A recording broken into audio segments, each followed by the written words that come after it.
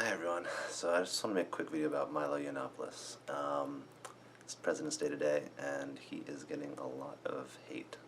He has just gotten his book deal canceled by Simon & Schuster, and he's been disinvited from the CPAC conference. Now, why is this happening? It's because some videos supposedly surfaced, although they've been out on the internet for quite some time, that are causing some controversy. Now, I really don't care what you think about Milo Yiannopoulos, love him or hate him. I just think you have to ask, why is this all happening? Why is he suddenly getting what looks like a coordinated media campaign aimed at him? And I would suggest that this is part of a pattern that's developing. About a month ago, Milo said he was going to give a talk at college campus, as he does, and it was going to be about Pizzagate. And everyone who was, liked seeing him speak was excited to see that speech. And he got up on stage and said, well, I've gotten some calls from DC area codes that said, don't give this speech right now. And so he didn't. He gave a speech about something else. So now, right after he went on Bill Maher, and he's basically in the mainstream consciousness now, this is all on the front page of the New York Times. He's getting hit with these allegations that he's endorsing pedophilia, which is interesting because he's also was going to give a speech about Pizzagate. So is this part of, so fine, this is some typical media scandal, but is it part of a pattern? I mean, earlier we've seen a guy named Ben Swan give a local news reporter do a report on Pizzagate that was pretty even-handed, and he's been basically wiped from the internet. Has kind of disappeared.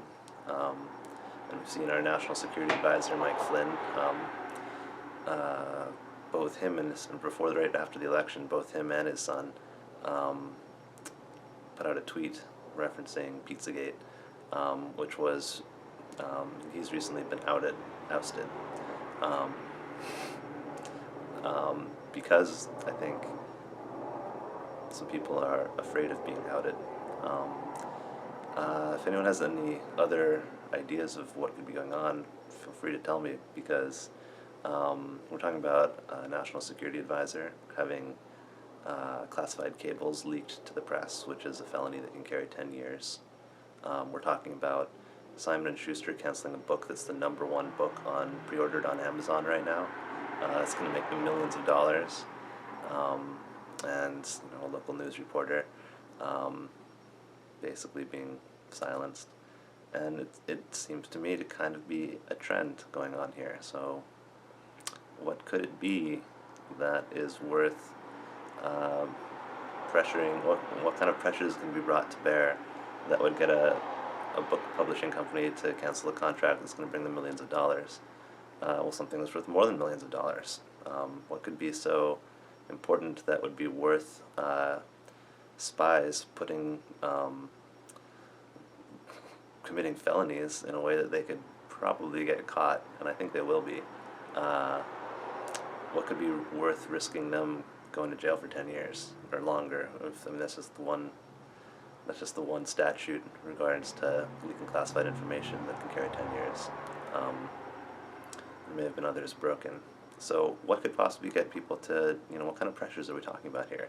We must be talking about some pretty extreme pressures. So why bring these pressures to bear? What's so important? What's so important about letting some flamboyant campus speaker give a speech about free speech? I mean, maybe he'll offend some people. Doesn't seem like it's the end of the world or worth losing millions of dollars. I mean, he's still going to get another company somewhere. It seems like someone's freaking out. So I strongly suspect we're going to be seeing more about this in the near future. But it's important to be talking about it and bringing attention to it, because this is going to Streisand effect. This is going to bring more attention to it, and that's exactly what we need. Because Pizzagate is real. I'm not saying that any specific allegations about that pizza shop or anyone specifically make any specific allegations, but it seems to be the tail end of this seems to be a thread to the kind of stuff that Sibel Edmonds has been talking about recently, which is basically spy agencies. Well, Sibel Edmonds is a whistleblower for the FBI, who talks extensively about how when she was on the counterterrorism force as a translator for the FBI, she was on numerous investigations, translating correspondence in foreign languages of foreign spy rings that have infiltrated our governments, are blackmailing our politicians, and our own spies are our own counterterrorism investigations have been squashed, which means that the executive branch under Bush's when she was there, were squashing it. So how could that be? Well, how it can be is that there are spies that don't owe allegiance to this country. They owe allegiance to forces that are transnational, which shouldn't really surprise people. We live in a transnational world. I mean,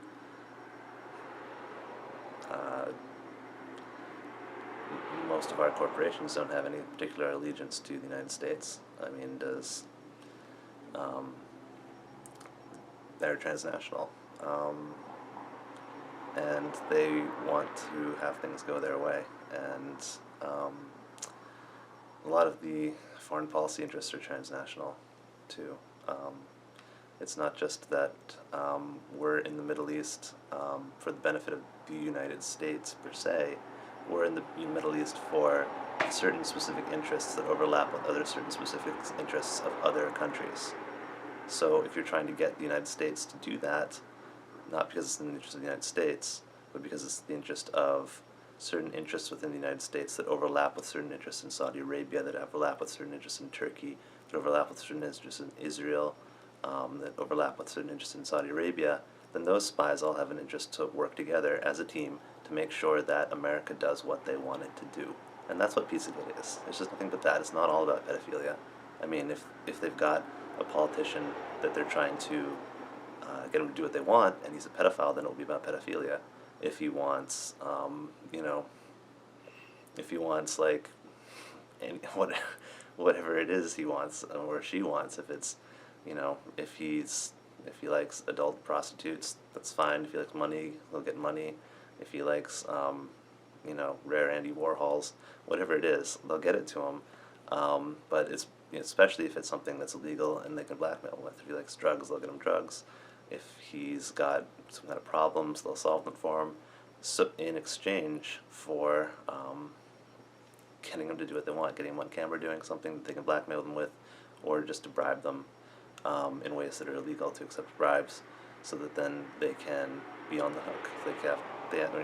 Or things like, for example, with John McCain, the way he's being blackmailed is just all the things that he did in the Vietnam era that are scandals that the government has dirt on him.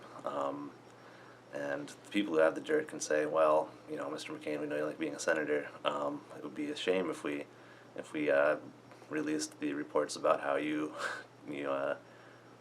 squealed like a canary to when you were held prisoner in Vietnam, or I'm sure there's more than that, but that's how he's being blackmailed. It's with his personal history. So it's whatever they can do. It's if they spy on you, they surveil you to find out that you've got a mistress, or you fart in the elevator. I mean, whatever it is, they'll surveil you.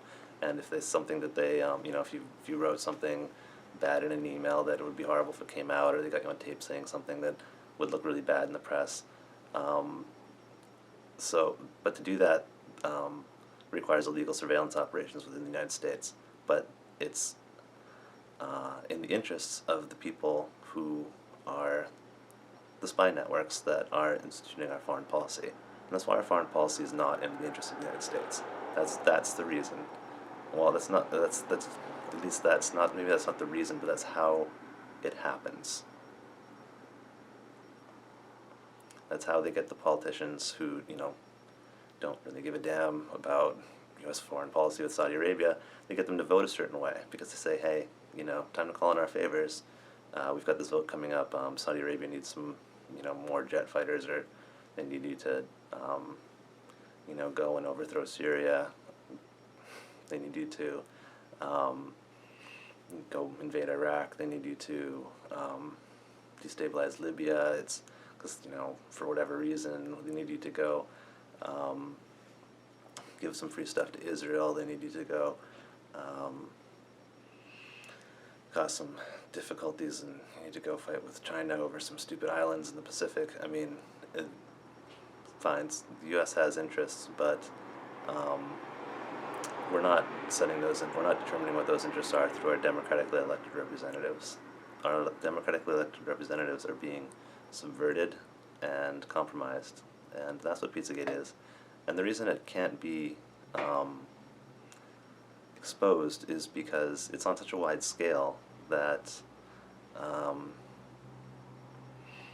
there's a danger that if you expose a little bit of it, people will start asking questions of, is this it, or is there more? And there is more. And there's people in the FBI, like Zabel Edmonds, who were on these cases and were told to stop. There's people on the inside who know what's going on, but they've been told, if you want to keep your job, then, you shut up about this, and if you don't, it's classified, you'll go to jail. So, and if there's someone who's really giving them problems, they'll try to run surveillance on them and see if they can get some dirt and trap them. It's a whole dirty game, and that's how the politics actually works. That it shouldn't. Our FBI counterterrorism operations should be allowed to go through and actually catch the people who are trying to bribe and spy on politicians, but it's the bad guys have taken over. They've been fully in control since, well, you never say fully in control. These people aren't some kind of gods, but they've been, these are the same people who killed JFK, who did 9/11. It's the Bush family and their friends, the Clinton family, and the people they work for, which goes back to the people who started the CIA, the Rockefellers and the Harrimans, and this network of the people they got the money from, which is originally through Jacob Schiff, and it comes from the Rothschilds, and it's basically the European banking families. They don't want to just, if you ever wonder why Wall Street always gets bailed out, yes, they give politicians money, but is it just that? Is it just that? Is Jeffrey Epstein taking politicians down to his island to have some fun and get them on video there so that they have to vote the way he wants them to? I mean, if he takes some members of the Federal Reserve Board down to his island, then who's going to be setting Federal Reserve policy? The guy who's got blackmail, or the guy who's voting? And the guy who's voting is going to be voting the way he's been told to. So that's all it is. It's massive corruption and outright treason. And it's systemic and it's pervasive, and it's a bit of a tangent to go on from Milo Yiannopoulos, but that's the thread that we've been pointed to by an anonymous FBI insider, and confirmed by General Flynn, who is the head of the Defense Intelligence Agency for 2 years, at a high enough level to know what's going on and to know that it's corrupt. If President Obama has blackmail information on him, which Russell Tice says that he was being surveilled by the NSA when he was a state senator, if he's got embarrassing dirt on him, maybe he was doing some stuff he shouldn't have been in Chicago, or something about his past. If they've got dirt on him, then who's really the president? Is it the person we elect, or is it the people who are watching him? It's the people who are watching him. And if you start pulling on this thread, then you start seeing that there were, okay, fine, so there's a, let's say there's a compromised politician here and there. So what? That's not the story. The story is that it's covered up. It's covered up because if you start pulling on these threads, the whole sweater comes undone. And then you see the man behind the curtain, and you see that he is not this big, not this powerful wizard who's looking out for the keeping America safe and looking out for our interests. He's just these grubby little men doing these grubby little games. and they're terrified because it's like a mafia organization. It's if you get one of the little guys and get him to turn on the guy above him, then you can get the guy above him to turn on the guy above him, and then pretty soon the whole crime family goes down. And that's what we're in the process of right now, and that's why Milo is getting all this hate. It's because he mentioned Pizzagate, and because he's getting famous, and he was about to speak at CPAC, and because he was about to get a book deal. And they're afraid, what if he writes about, what if his book's about Pizzagate? I mean, they don't know what he's going to say. I mean, I don't even think he knows what he's going to say. But he has threatened to talk about this, and maybe he knows things. So it's a sign of sheer desperation. I think we're about to start seeing some things, hopefully, and some of this will be brought out to the light. But it's one of those things, once you start seeing the first bit of it, it's the sweater unraveling. So that's just my thoughts on this. I'd like to also say, I think Milo's a good person. He's, I think he's been through some rough stuff and he hasn't fully dealt with it yet, and he uses jokes and humor to try to make sense of it or deal with it. And no one's accused him of doing anything as far as I can tell. People are just mad at him because he said things, as usual. He said something, and that's horrible.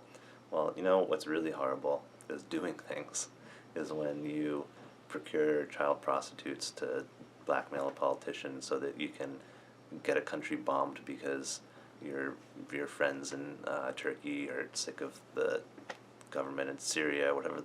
It's horrible stuff. I mean, people die. I mean, there's people being abused, and then there's a whole country. I mean, and that's small potatoes compared to if you just go look at what's happening in Syria.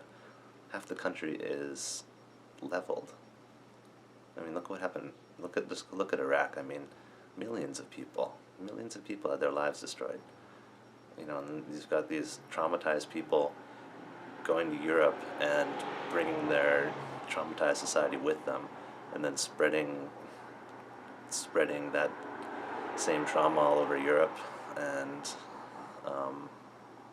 this is just going to keep increasing, and possibly getting worse, because these people who are running things for their own benefit from behind the scenes, they want conflict with Russia. That's their big thing. I mean, we don't have a big boogeyman. I mean, ISIS is going to be rolled up in the next. I'd give them to the summer. I think that's kind of being generous. By the spring. I mean, this is the campaign's going a little slow because it's winter, but they're on their last legs. So let's say ISIS is defeated. Who is our enemy? Who is our big scary enemy? I mean, it's China. Like, does China want to come invade our country, or do they just want to sell us things and trade with us? I mean, maybe the trade deal's not so good or something, but that's not a big scary enemy, and they're not going to come here and like invade. You need a big scary enemy, and that enemy has traditionally been Russia. If you take that away from these people, if we can somehow negotiate peace with Russia, then there is no big scary boogeyman. If ISIS gone, you'll have a minor terrorist attack every few months. Does that justify a multi-billion-dollar spy agency? You can read everyone's emails and watch everyone spy on our politicians, run things from the shadows. I mean, is that needed? No, it's not needed. Does it justify the huge military we have? No, that's probably not needed if we can come to some kind of agreement with Russia and China. So that has to be prevented as far as these people are concerned, and it's extremely dangerous because we do all have nukes now. We can't be doing brinkmanship from Russia with Russia. That's just stupid.